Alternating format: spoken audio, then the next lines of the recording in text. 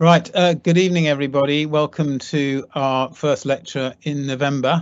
I'm going to run through the parish notices in a minute. My name is Jeff Clarkson. I'm the Vice Chair of the Boscombe Down branch. So very shortly we're going to be hearing from Roger Beazley on Operation Jericho, and this is going to be the first of two talks we're having in what we've called Mosquito Month, on which focus to some degree on the aircraft, the Havilland Mosquito. It was 80 years ago that the Mosquito first entered RAF service in November 1941. Here's some great news. As Nick Lay mentioned at the Tizard lecture, that one of the winners of our Joe Morrill Award, Josh Davies, actually went on to win this year's NE-RO Award, which is the main Royal Aeronautical Society's young person lecture competition.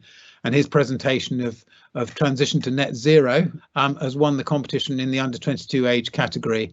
And you can watch that lecture again, as I said, along with the others on our website. So on to introducing Roger. So he won't be a stranger to many of you, because he was our president before Nick Lay. But he served in the RAF for 34 years, flying frontline operations on the Lightning and the Phantom. He graduated from and later acted as a consultant for the Test Pilot School, and he's done tours at both the Armament and Aeroplane Armament Establishment, as Boscombe Down was originally known, and at the Royal Aircraft Establishment at Farnborough, and at the latter he held the position of Commanding Officer Experimental Flying. He's also done work for NATO in Belgium and the MOD. He's been a former RAeS Royal Aeronautical Society Council member and a trustee of the Royal Aeronautical Society, and he's been involved with numerous committees at HQ. So without more ado, I'd like to introduce Roger, who's going to talk to us tonight about Operation Jericho. Okay, thank you, Jeff, for that. I really have in my brain to say something like it's nice to be back, but since I'm in my kitchen and you're elsewhere, it is rather a difficult phrase to say. But at least the branch is keeping up with the lectures. It's good to see. It's quite hard work to get this absolutely working to my satisfaction, because I'm not a software man. To help out, Jack is actually looking after the slides wherever he lives, and I think it's about 2 hours north, and all I'm doing is just the talking. The interest to me on Operation Jericho is something which has been in my mind for a long time. It's something which raises a number of questions with a number of people, and I thought I'd do a little bit of private investigation to see how it all worked out and why there were so many questions after it happened. And in the end, I decided it was probably worth having doing a debrief on it. And I've spoken to an aviation group in somewhere in Wiltshire, I think it was Trowbridge. And they found it was quite interesting, because we all know about it, and we all have our views, and I don't think it's quite as smooth as perhaps people think. But two things I want to stress, well, three things really. One is I'm not criticising the aeroplane. I'm certainly not criticising the aircrew who put up with it. I am using that expertise, which is called second look at retrospective thoughts, I've got written down there. So please accept all that when you listen, see, or even ask questions. But I'm going to cover the planning, the attack, and the human and material cost. Then we'll discuss a few opinions, because the first one will be more facts, the second will be opinions, and then I do encourage questions, challenges, and discussions, because I learn from that. And I know there are experts out there probably knowing more of specific things than perhaps I do. Next slide, please. First of all, it wasn't called Operation Jericho. We'll get that thing sorted out. Something that's grown with it over the years. It was not an individual event, which people tend to refer to it as a special occasion. It was one of the Ramrod series, and the Ramrod raids were in the later 43 and 44, before the Normandy invasion.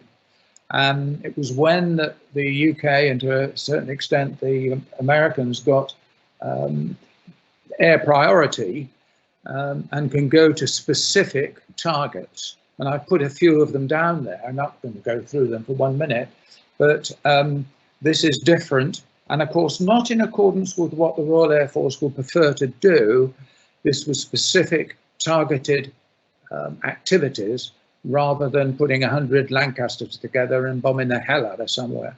So it is something right down the bottom there.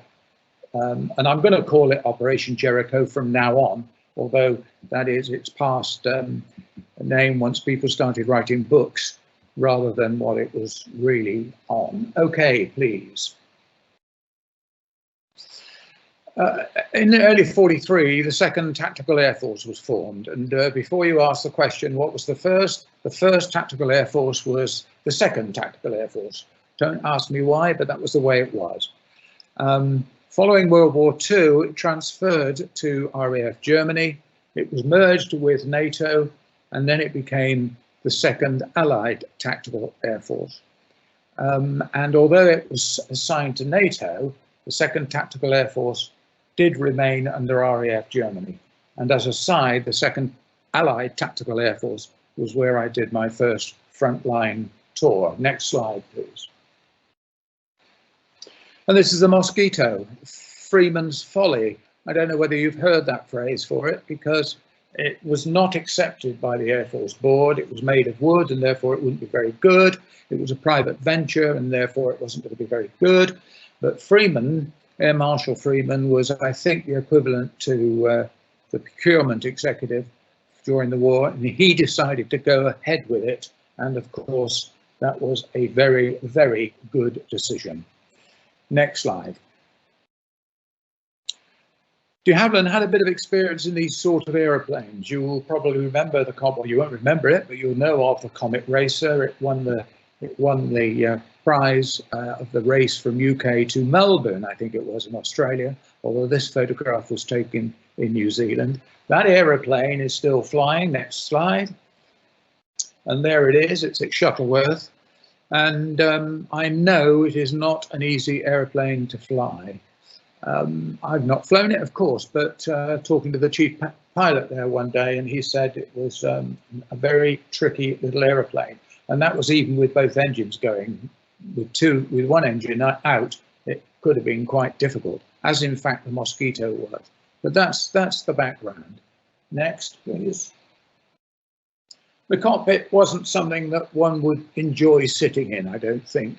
The pilot to the left there, slightly higher, the nav to the right, or the observer, or whatever he was called, and only one door. So to get out, as far as I can see, the nav had to go out first and open the door. The nav was injured or couldn't get out, then the pilot couldn't get out. It was not something that would meet Boscombe Down specifications these days, but fairly modern when you look at it. It's considering, I think, I've just been told that the first flight was in 1940, but that was the standard attack Mosquito. Next, please. And there was a photo Recce Mosquito. I raised that because in this story, the Recce Mosquito is an important part of the whole thing. And if you look along underneath the fuselage there, you can see the discs, which are windows for the cameras to be fit in. It was light. It didn't carry. It would go all the way to Berlin and back with no trouble at all, and fly very high and very fast. It was a very, very good aeroplane. Next, please. The Hawker Typhoon was also involved in that it was selected to be the protection for the attacking aeroplane. 2 sections of 6 aircraft, totally unsuitable for the job it was doing on this particular day. It was a ground attack aeroplane, anti-tank. It wasn't an air defender. And I'm sorry to say that that was a cause of some suffering later on, which I'll come to. Next slide. 140 wing, which was the 2 TAF. I keep calling 2 TAF. The 2 TAF was in RAF Hunstan. which is in Hertfordshire somewhere. The interesting thing here, I think, is to look at the design of the airfield. If you think about RAF bases, the domestics, the engineering, the airfield, are all in one place. This was not a 1930 expansion build. This was during the war build, by which time the planners had recognised that you don't put your domestic airfield, your domestic buildings, next to your airfield. And you see here, there's at least a field separate between what to the Germans would be the real target and what would be the perhaps supporting buildings. But that's Hunstan. On, please. Still there, light aeroplanes flying, and no runways anymore, all those strips of grass. And I can go on to the next slide when you're ready. Still remembering the previous occupants. It's not a memorial to the attack. It is a memorial to the Royal Air Force. And underneath there, and although that slide isn't particularly clear, it's the other slide, in fact, I think, because it's got all the names of those people who lost their life during the Second World War, including all those who lost their life during the Operation Jericho. That's my introduction, and I'm now going on to talk very briefly about the three air marshals, because they're all very interesting sort of guys. Air Marshal Sir Arthur Maryconningham was Air Officer Commanding 2TAF. He had a remarkable ability to get on with not Mountbatten. What was the German? What was the? I've got his name down here somewhere. I can keep losing names. In the Western Desert, he developed forward air control. He developed tactical flying. He used terms like ground attack, support to the army, all of which was new, and of course against, in those days, RAF policy, because RAF attacks were going to be done in big aeroplanes with 100 of them. The name I couldn't remember, of course, I've now remembered, is Montgomery. He did have an amazing ability to get on with Montgomery. I think he was probably the only one that probably could. Montgomery also had a great amount of time for him, including the amount of support that Maryconningham organised for various attacks. And Montgomery is on record of saying something like, that was a very successful attack. It was down totally to the Royal Air Force, who kept the skies clear. And if the Royal Air Force wasn't there, then we would have lost, and we'd have lost it very quickly. Now, Montgomery is not one to put plaudits out unless he's talking about himself. So it is clearly a fairly, well, not clearly, it is quite a credit to the service. Why is he called Mary? There's a lot of debate, and I think the debate is wrong. Maryconningham was called Mary out of Mari, because people say New Zealand and the Maoris, but that's not possible because he was born in Australia. But if you do a bit of research, you find as a kid, he and his family moved to New Zealand, and he was registered in New Zealand. He died in 1948 as a passenger in an aeroplane on his way to South America in the area now called the Bermuda Triangle. Very sad. I'll take the next person, please. Basil Ebry was the AOC. Basil Ebry was wartime squadron commander, Blenheims. He also served in North Africa. He served as part of 2TAC. He was very keen to lead the raid.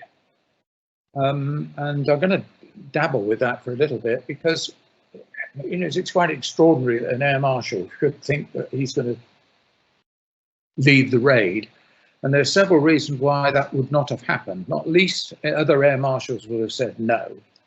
The other thing is that he was shot down in France in 41, I think, and escaped down the line, through Spain, down to Gibraltar and home again.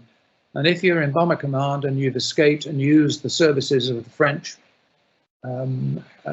teams, then you would never go back with the risk of going over France again, because you knew too much. The other thing is, he was on the bigot list. Bigot list was a list of people who were cleared to secrets above top secret. And at this stage, it was around about the time everybody was discussing the Normandy invasion, only 4 or 5 months after this attack. So he didn't have a chance if he actually put his name down. I don't know why the book I read was quite keen that he should have done it. Finally, Percy Picard. Percy Picard was the commander of 140 Wing, and I've tried to get to the bottom of why every time I look up something, there's a photograph of him. And the reason I think is that he was the star in the film Target for Tonight, the 1941 film, I think, made by the Warner Brothers. No actors, it was all real Air Force people. And the story was all about one airplane that didn't get back, which of course got back in the end. Written for, published for PR, and Picard became a little bit of a famous man. And I originally thought he was just getting in front of every camera. But in fact, I think he was probably being used as a PR man from there on. He got 3 DSOs during the war and a DFC. But some of his flying wasn't as good as perhaps it should have been. He led the parachute team that went over France to pick up the Bruneval radar. If you remember, there was this attack where they dropped parachutists. They went to Bruneval where there was a radar site and pinched the radar and took it back. He led that, and his 2 aeroplanes in the front dropped their paras at least 2 kilometers short of the target. But he still got a DSO. And I'll show you a couple of, so you get to know this guy. There's, these are sort of random pictures that are everywhere. Another one as well. There he is briefing the paras that came back. They came back by sea, of course. And he's looking at a German, and this was only a day or so after Operation Biting, which was the attack on the radars. Again, please. But I do hold him in great respect because he did fly these Lysanders into France in the dark, dropping people off, picking up people. A very, very skillful and risky job. So he could do things. There was no doubt about it. He was killed on the raid, as probably you already know. So I'm not going to keep that from you. And there was a very great public demand for him to pick up a VC, and I think that's fairly unusual. It wasn't accepted. Probably rightly so. He did have 3 DSOs by then, and he was a star and a very good pilot. But I don't think he'd been involved to that level. Right, that's the people involved. Percy will come up again when I get further on. Right, let's look at the raid then. This was the op order is the top heavy print, and I want you to keep that in your mind all the time because that was what it was all about, to attack Amiens Prison, to free 120 French patriots who are condemned to death. Now, if that isn't a reason for going and attacking a prison, I can't think what is. But we'll look at that a bit deeper as we go on. The interesting thing is Mosquito aircraft were attacked, routing low level, 4 500-pound bombs each. SAP, I can't remember what they remember is, but MC is medium capacity, and with 11 seconds delay. So the next Mosquitoes, of course, had to think about that. Fighter escort was provided by 2 TAF Typhoon aircraft. I've already mentioned that. And interestingly enough, the PR Mosquito aircraft was separately tasked for not only the photographing the event, but as master bomber, i.e. he was going to sit over the top, watch what's going on and give advice. I find that rather surprising. but he did it well, apparently. 0 hour was 12 o'clock, midday. The idea of that was to catch the Germans having their lunch. The weather was not very good. There had been 8 days of delay when eventually the decision was taken to go ahead. Next slide. I raised that. The headquarters op order is timed 0940 hours at 18th of February. But 0 hour, i.e. over the target, was only 2 and a bit hours later. There's no way that would work. There's something gone wrong there. I think that was just to tidy up the paperwork.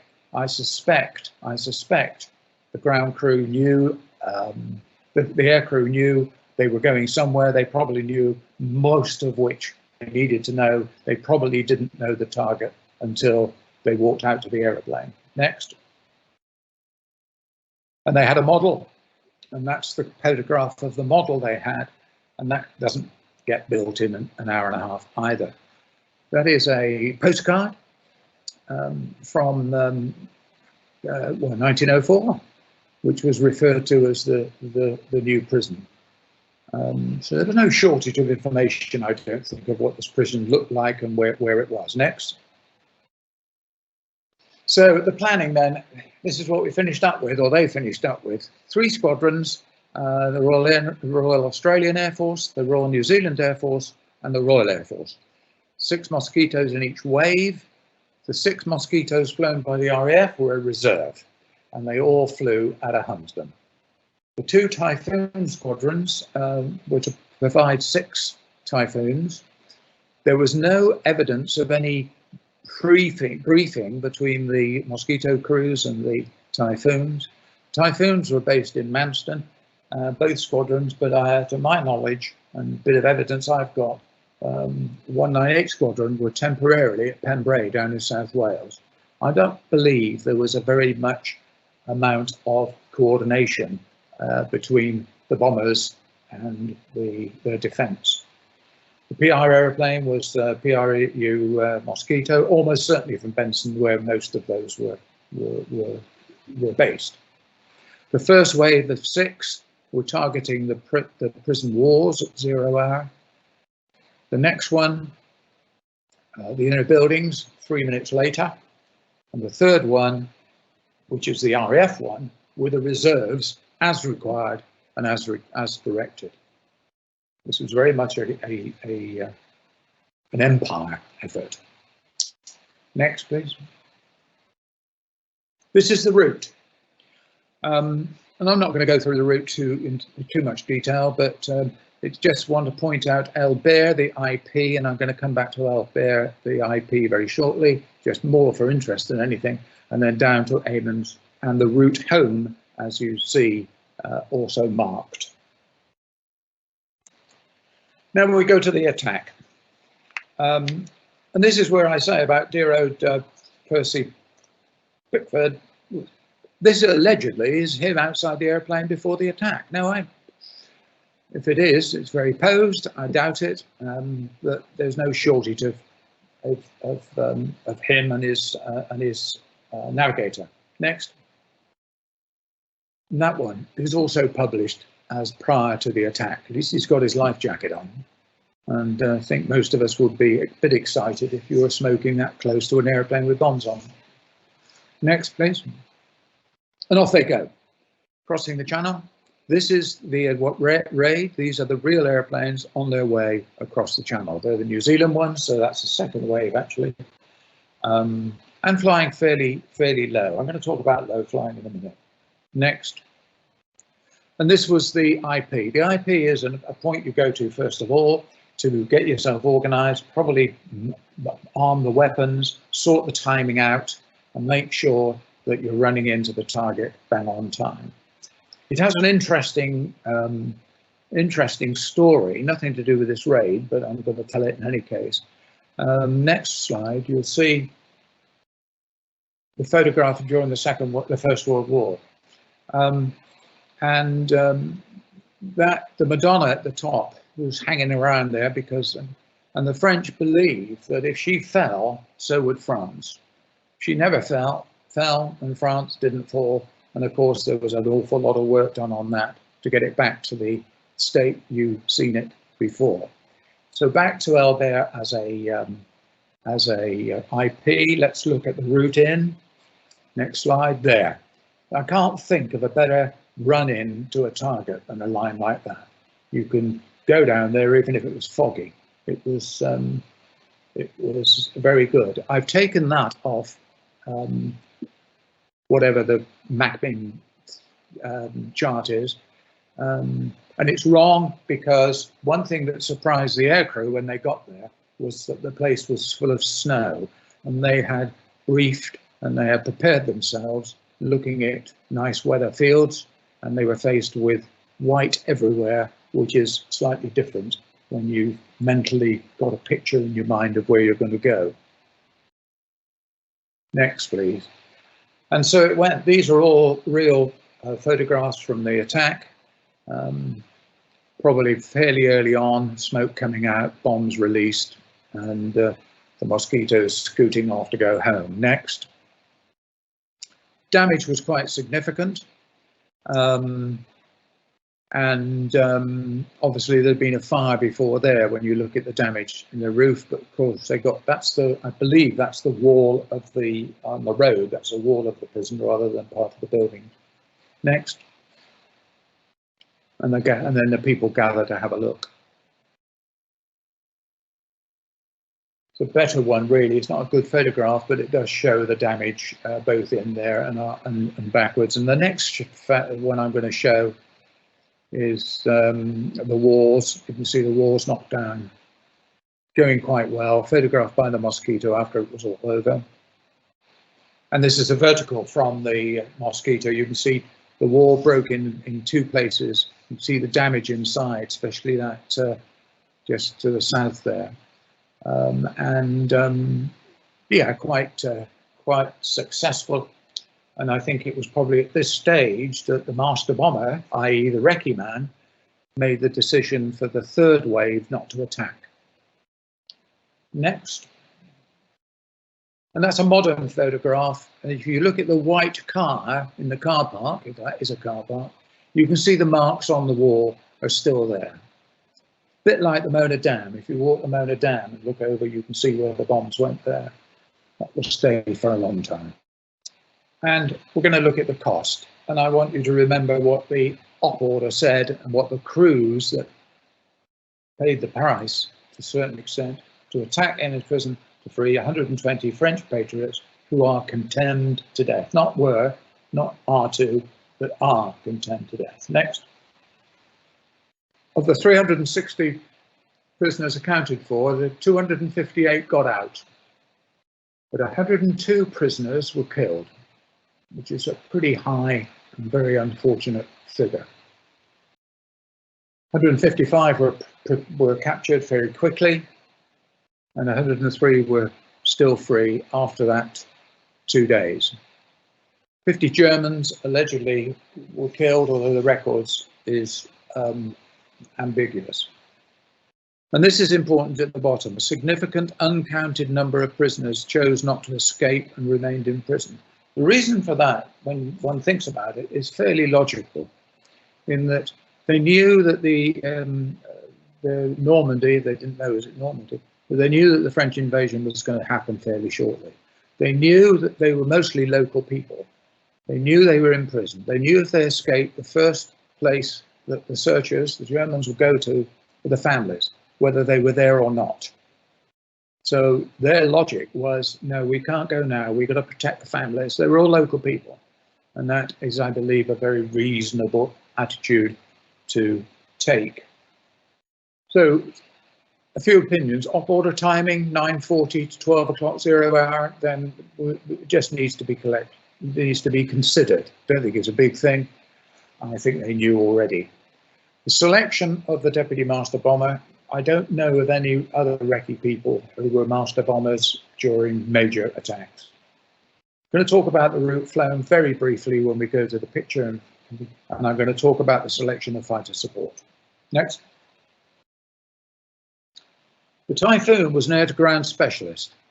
It was not an air defence aeroplane. It was not an escort aeroplane. But it was in the same command. And sometimes in the military, there is this nasty feeling that you've got to all do it yourself. There were expert air defence protection aeroplanes, squadrons that were available and would have done, I think, a much better job than these Hawker Typhoons, which themselves were a very good aeroplane, but not as an escort air defence aeroplane. Next. And there is what I'm talking about. Mustang III with the RAeS engine. They could go all the way to Munich and back, and to Berlin and back, allegedly. But they were squadrons that were formed specifically to protect bombers, and but they were in fighter command. They weren't in 2A TAF or 2 TAF, I beg its pardon. And incidentally, QV, of course, is 19 Squadron, which is where I served on my first op tour, but not on Mustangs, I quickly add. Next. A lot of talk about how low everybody flew. This is the Royce aeroplane, which is no more, sadly. And that's pretty damn close. That's 15 feet above the ground. People were talking about 10, 15 feet across France. That is not possible. Around 50 feet, possibly occasionally, near 100 feet more generally. What I would like to say, and I'm sure there'll be the odd nod in the audience, is that I spent a couple of 3 years with the occasional low flying with an aeroplane without a rad alt on, the Hunter and the Lightning, and I always felt I was flying low when I was flying low. And I went on the Phantom with a radar altimeter, and I realised how high I was. I wasn't half as low as I thought I was, and I think that has crept into this. Everybody was seeing the ground rush past, so they must have been desperately low. No, I don't think they were desperately low. Probably 50 feet occasionally, and more 100 generally. That would raise a question, I think. But I will accept 30 to 50 feet over a relatively calm sea, and this is the picture you've already seen, with a fair horizon is probably realistic. Poor old Picard was shot down on the way home, or at least as he came across. And it's amazing with Picard, they picked up pictures straight away. This picture is a paint, of course, but it is a painting of the attack of Picard's aeroplane under attack. They both died in the crash, both he and his navigator, and it's all very sad, and I don't want to make a big deal about it. But I wonder whether, with the Messerschmitt there, I wonder whether the professional air defence aeroplanes would have done a little better. Next.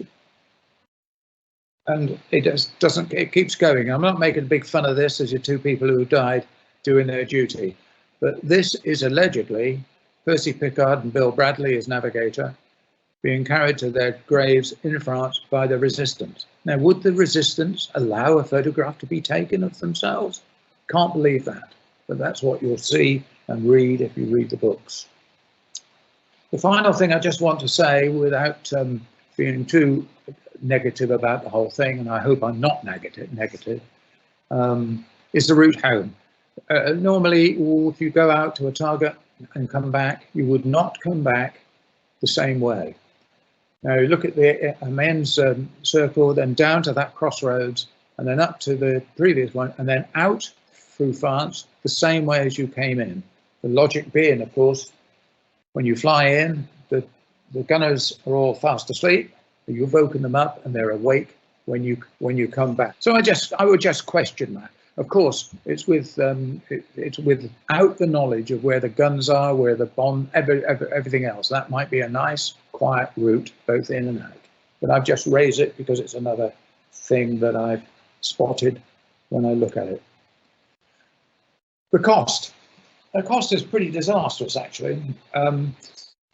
Looking down at the squadrons, the first squadron to attack the Australians, they lost 2 airplanes, 3 killed in action and 1 prisoner of war. And that included, I think, although we can't prove it, I think that's Percy Picard as well, because he would have gone in on that first squadron. The New Zealanders got 5 airborne, lost 2. Because it was 5, 1 went tech and went home. Of the 2 that crashed, both were killed. And the RAF Mosquitoes did not attack. They were turned back, mainly for weather. They did not attack, but they were advised to turn back by the master bomber. The interesting thing there is Operation Jericho wasn't an RAF event. But of course, Australian and New Zealand Mosquitoes were under command of the Australian. Mosquito did very well, the PR did very well, carried out its DCO, carried out its duty, and both as a cameraman and as master bomber. The Typhoons were disappointing. They launched 6, they lost 2. 1 pilot was killed, 1 was prisoner of war. And the other squadron that launched with 3 aeroplanes, all 3 turned back to their base and couldn't get back to their base and all went to another one. So it wasn't very good. The loss rates were 16%, and that's significantly higher than the 5% average for Bomber Command during that same time. But of course, it's very much a restricted sample. So that is quite a thing. Next, and there's fairness. Can't keep going. There's fairness. We're within 20/20 hindsight. We're being clever. I'm being clever. I wasn't there, and I've only ever been shot at once, and that was a mistake. But it was a German. Significant post-event debate on this. There's a lot of debate. There's a lot of people written books. There's been a lot of censure and questioning whether it should have happened. But for us tonight, we don't need to take sides, nor should we. And we do need to recognise the realities presented to the active participant at the time. The pilot and navigator walking out only had one thing in his mind. That was to attack the prison to free 120 French patriots who are condemned to death. Next, please. So a personal summary. There remains continual and intense interest, almost to the legal level. There's no conclusive evidence for the operational, strategic, or tactical need for Jericho. Why did we do it? Nobody knows. And there's a fundamental lack of clarity as to why or who it was requested and why. But there are a few half clues. Next. Well, you can read as well as I. One internee was a key member of resistance from Havilland. There was a suggestion that the prison held 2 UK intelligence officers. And the one thing I do find particularly extraordinary is the head of MI6, C, thanked the RAF in writing for the raid. And why did MI6 thank the Royal Air Force for that particular raid? The RAF sent an officer into the area to try and find out more than they knew once the front had gone through Normandy and past Amiens. And there was no evidence that there was any planned executions scheduled. Sadly, the raid resulted in at least 152 fatalities, of which 102 might have been active in the Allied cause. And I think I've already said that 103 prisoners were still free after 48 hours, which is a bit of a good thing, not a bad thing. But next, please. This is my personal offering, and most of those I've got by research. Nothing breeds more impatience within a new military organisation or capability if deprived of its validation. What I mean by that is that you form something, people, especially air marshals, get very excited and they're desperate to prove it. And the weather stops off. What was it? The bridge too far? Were they cancelled 14 times? Something like extraordinary like that. And they were going to go in any case, and there was a certain amount of going in any case. And I think there might have been this to the degree that 2TAF wanted to prove itself. There is a view that Jericho was part of a widespread activity to mislead the landing in Normandy. Operation Fortitude, of course, is the operation that never existed. It was the attack on France that would go from Dover to Calais. An enormous amount of false information was fed for that. I don't know whether that's justified or not, but there you are. Next slide. And I remind you of that order again, because I feel a bit guilty of being critical. But there you are. The operational skills and courage of the participants who carried out this task should not be forgotten. And I include the Percy, whatever his name was, Percy Picard. So that's me almost finished. I'll reference you to some books. Nothing really, anything. I don't know which is the best. I've read them all. Some of them are that counter. There was a BBC on Channel 2 documentary in October, repeated in September. Martin Shaw did it. I've spoken to Martin Shaw about it, not because I phoned him up or went to see him, but I bumped into him at Dunsfold, where I used to be, at Duxford rather, where I used to be on the Flying Control Committee there for the RAeS show. And Martin Shaw turned up as a guest, and I took him aside and asked him a few questions. And he was an interesting guy. He wasn't terribly chatty because he had an airplane which had just burnt in the hangar, so he wasn't the happiest guy in the world. Next, please. And there's another book available on Operation Fortitude, the DDay Deception, which of course was apparently was very, very successful. And I'm going to finish there, and I'm going to finish there with this painting, which is a rather nice painting coming out of the target. It hangs in the Royal Air Force Club in London. I took the photograph. I hope the club didn't mind. It is 464 Squadron, the Royal Air Force, Royal Australian Air Force. And with that, I'll hand back to Jeff Clarkson, who's going to handle any questions. I hope there are questions or challenges or debate, because I learn a lot from this when I do such a talk. I don't know how long that went on, but thanks for listening. That was great, Roger. Thanks very much. Just a couple of things, really, I suppose, that spring to mind. I mean, the first one is now 80 years on. It's interesting that the historians, I guess, still seem to be unanswered questions. I mean, I don't know whether all of those books come to a conclusion as to the why. I mean, you've kind of almost inferred that there was an underlying at the time, secret reason why they wanted to do it, which didn't have much to do with releasing prisoners, but was more about protecting information. And I guess it's somewhat surprising that hasn't now been revealed. Yeah, there is some more work to be done if you're in my seat, that's for sure. But whether I actually do it or not, I don't know, because there's other things to do.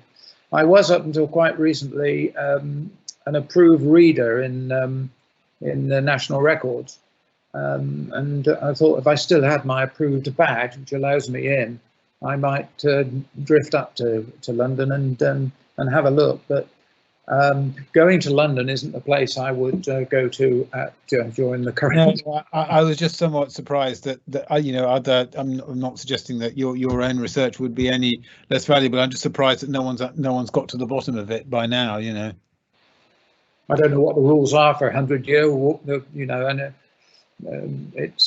there's got to be some sort of release after a certain number of years. Well, notionally it was 30 or so anyway. But the only other sort of point that I just noted very early on is that I always thought that the Mosquito had a means of escape through the hatch in the canopy. Was there not a removable panel to get out? I would, if you tell me there was one there, I'm happy with that. I don't know the Mosquito that well enough Getting out over the top if you're not assisted is sometimes difficult. Yeah. But if you've got some control, what most people will do, I think, is just turn it upside down and push the stick, and then you fall out.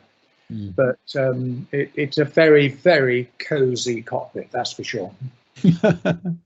Great. Okay. Now, Jack, the thing is that for some reason I don't seem to be able to see the Q&A, so I'm going to have to ask you to field the questions that you can see, because I can't see them for some reason on my. It doesn't seem to want to load at the moment. No problem. That's fine. So yes, we've got a couple of questions people have asked, and there's a bit of discussion as well. But we'll start with the questions. So. The first one is from Anonymous, so I don't know who's asked this one. Anyway, I appreciate your comments regarding the Typhoon choice as an escort fighter, but wonder if this decision was driven by likelihood of meeting Focke-Wulf 190s at low level, for which the Typhoon was considered well suited. I don't know what your thoughts are on that. I think the Typhoon was well suited in speed, but if you get bounced, normally in my small amount of experience of doing 1v1s or 2v1s, then the speed washes off quite quickly, and what you're looking for is and of course if you're protecting mosquitoes, you're flying at mosquito speed and not the highest speed. A mosquito will be flying probably around 320, something like that, I suppose. I would just suggest that, or I'm trying to suggest in that talk, that the squadrons that are formed and trained to do that will be better selected than squadrons that aren't. Absolutely, yeah. Thank you for that. So the next question we've got from Alex Wood. He's asked, given the degree of interest in the mission and the declassification of documents, why is there still so much uncertainty about the origins of the mission? I know you touched on this a minute ago. I have no idea. I think Jeff said the 30-year rule. I've sat in MOD and seen files that have gone back much further than that. I wonder whether there's some feeling that there are still people alive who would be perhaps upset if certain things were released. I don't know.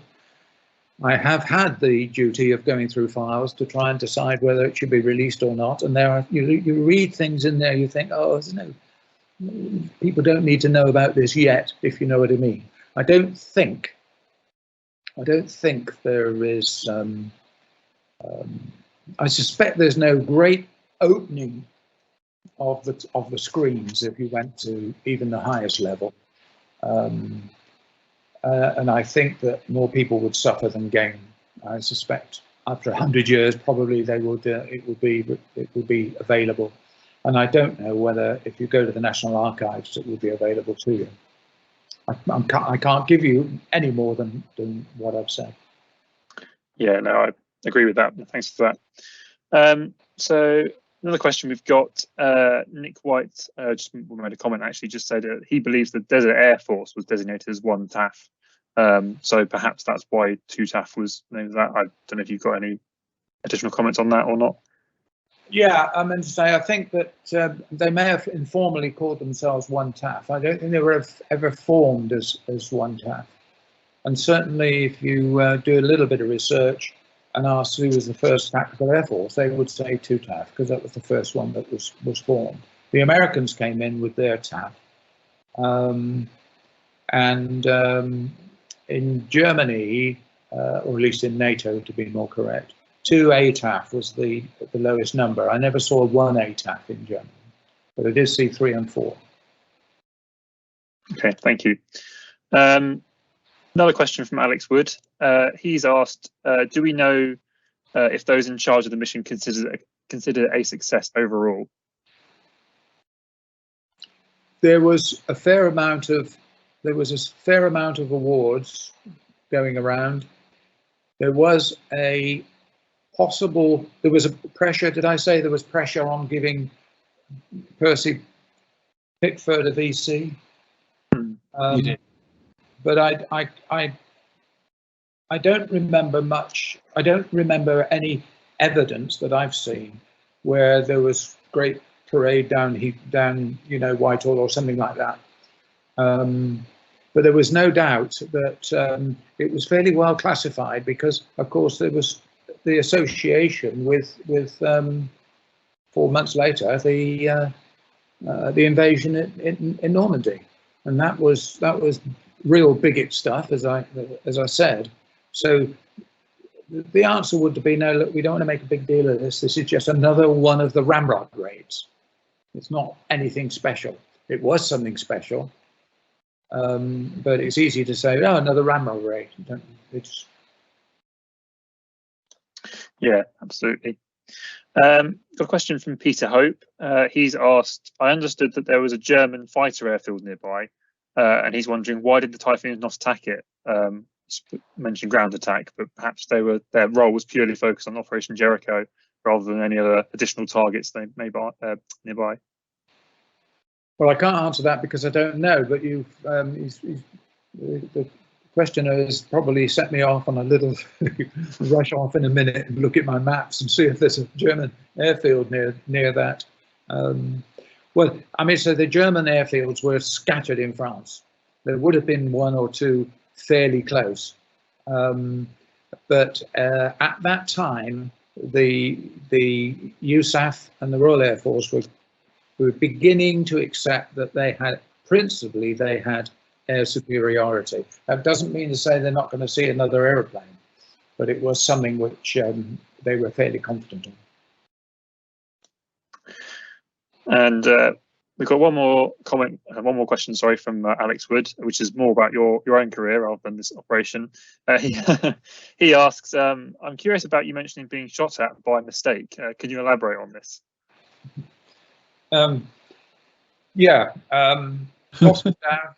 In a Hunter, out over the ranges in Lyme Bay, and I saw a great big red thing go past the cockpit, and I looked out and it was a German destroyer, and I rushed off out of the range.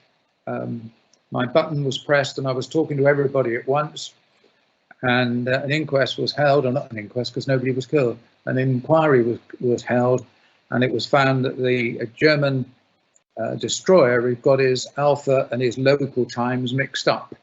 So he was in the range when he shouldn't have been in the range, and I was in the range when I should have been in the range to fire off my guns, but I was shot at. I don't think on the radio I stopped talking until I landed back at Boscombe. Thanks for that. It's a great story. So that's the last of the questions we've got so far. There's a couple of comments that I'll just quickly mention now to wrap up from people. Tim Gosling and another anonymous person suggested that SAP stands for semi-armor piercing for the rounds used by the Mosquito. Absolutely right. We've also, what else have we got? Yeah, to Tim Gosling as well, also mentioned that apparently he said he's seen film from similar raids, which shows Mozzies and escort fighters gently climbing and easing back down as they cross over hedgerows. But considering that wasn't over snow, that probably would have been quite difficult on Operation Jericho, with the lack of vision and depth perception. I don't think it's a big deal to get upset about. I just see some of the books talk about 5 feet, I think, in one stage. Well, 5 feet in a Mosquito, your propellers are cut in the grass.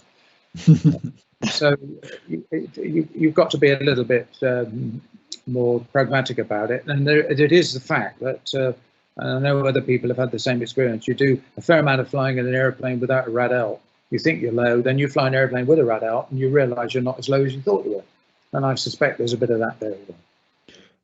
So Simon, don't know your last name, but Simon mentioned that there was not a question, but on your point earlier with the painting, with Picard being attacked by a German aircraft, I think he said he identified it as a Focke-Wulf 190 rather than a Messerschmitt. What have we got? Yes, anonymous. I'm not exactly sure when the Mustang III entered RAF service, but I think 19 Squadron didn't get them until March 1944, so may have been a little too early.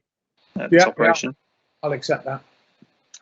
And another one, Roger Green, just a note that Wing Commander Picard and his navigator rest in the cemetery just a few hundred yards down the road. the pattern of the hole in the wall is still very clear, as you mentioned in the thing. So obviously their grave is fairly close to that site. And the last comment from Chris Knight, I'm assuming this reference to the German fighter airfield, was Abbeville, according to Chris. So potentially one for people to go away and look up. Okay. And I believe that is the last of the comments and questions. I got a question. Okay. For Roger Green. Is that the Roger Green I know? Unfortunately, I can't unmute Roger because the way Teams works. But if he responds in the comments, I'll let you know. But I'm sure if it is, I'm sure he can follow up with you afterwards. Oh, Roger, thank you so much. One just final one, which is actually quite interesting, just something that just kind of piqued my interest, is actually in terms of sortie duration, how long did it take to get from Hunstan out there and back again? I mean, you said, you talked about the, an op order at 9:40 in the morning, but I mean, are we talking like what, an hour and a half out, hour and a half back? I would say an hour. Both way, each way. Okay. Yeah. It's Mosquito will cruise at low level. I would have thought in the low 300s. It could get in 400s, but it would. And in fact, until I moved house 2 years ago, I got rid of an awful lot of aviation stuff. And one of those aviation stuff was the Mosquito, was the pilot's notes for the Mosquito, and I was trying to get it off other people, but I couldn't. But I reckon in the low 300s, 320, 330. So it's only 300 miles from Hunstan and down to. Okay, I don't know why I thought it might be further. Anyway, okay.